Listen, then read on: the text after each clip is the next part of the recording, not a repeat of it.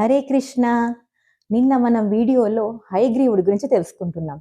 హయ అంటే గుర్రము, గ్రీవ అంటే మెడ భాగము, అంటే గుర్రము తలతో ఉన్న శరీరము అని అర్థం. అసలు హయగ్రీవుడు అంటే రాక్షసుడు అని ఎంతమందికి తెలుసు మీలో? రాక్షసుడా? అవును, రాక్షసుడే. ఆయనను సంహరించడానికి హయగ్రీవ అవతారం ఎత్తాడు విష్ణుమూర్తి.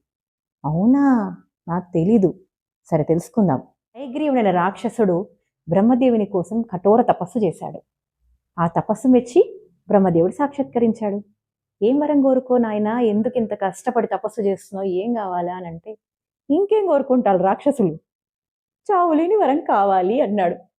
హో, మళ్ళీ మొదలు పెట్టారా వీళ్ళు అనుకున్నాడు బ్రహ్మ. సరే, కానీ చావు లేకుండా ఎవరు ఉండలేరు కదా అని అంటే రాక్షసుడు అంటాడు, ఒక పని చెయ్యి, నాలాగా ఉండేవాడే నన్ను చంపాలి అన్నాడు. ఓ, ఓకే, వెలుగు పెట్టావా, సరే అనుకొని తదాస్తు అన్నాడు బ్రహ్మ. ఇంకేముంది, రాక్షసుడికి వరం వచ్చిందిగా, విర్రవిగడం మొదలుపెట్టాడు. అన్ని లోకాలని ఇది అది చేస్తూ అందరిని ఇబ్బందులు పెట్టడం మొదలుపెట్టాడు. సో ఎలా మరి? అందుకోసం మరి అవతారం ఎత్తాలి కదా. అందరూ దేవుళ్ళు కలిపి విష్ణుమూర్తి దగ్గరికి వెళ్దాం అనుకున్నారు. కానీ ఇక్కడే అసలు ట్విస్ట్ ఏంటో అది నెక్స్ట్ వీడియోలో చూద్దాం. Please like, follow the page.